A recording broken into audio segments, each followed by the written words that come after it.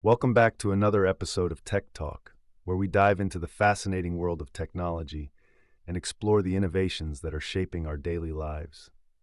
Today, we have a very intriguing topic to discuss: the emergence of new operating systems in the wake of a shift in technology trends. So, let's dive in. It's pretty wild to think about how we've transitioned from the days of having a ton of unique operating systems, like Amiga OS, Next Step, and Multics, to a much more homogeneous landscape. But somewhere around the decline in popularity of note-taking apps and amidst the noise of AI hype, a whole new wave of creativity has bubbled up. So what's driven this resurgence?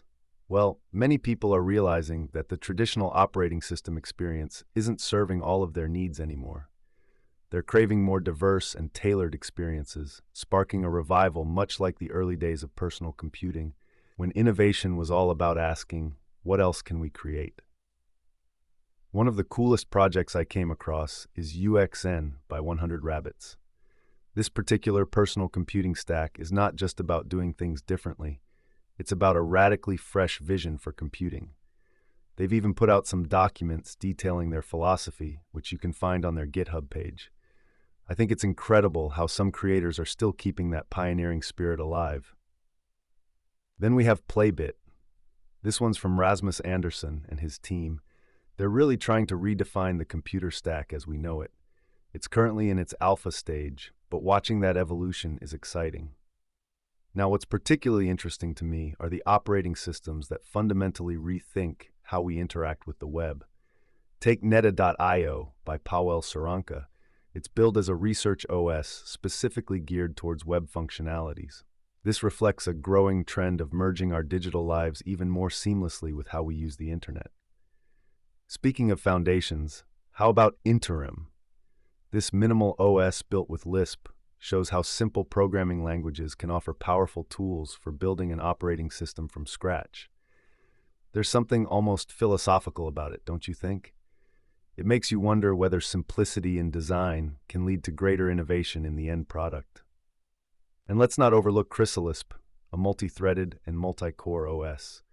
It's packed with features like a GUI and class libraries. This truly mirrors how complex and capable modern computing environments have become, while still paying homage to their roots. But what about user experience?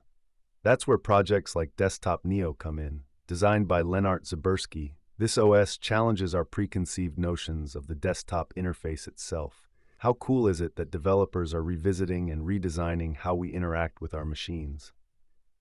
Then there's Mercury OS by Jason Yuan, which takes a fascinating approach to operating systems by grounding them in user intentions. Imagine an OS that understands what you're trying to do rather than just reacting to commands.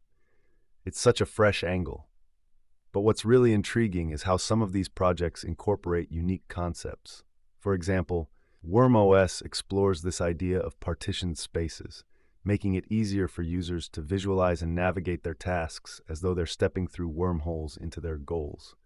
It's quite a thought-provoking idea.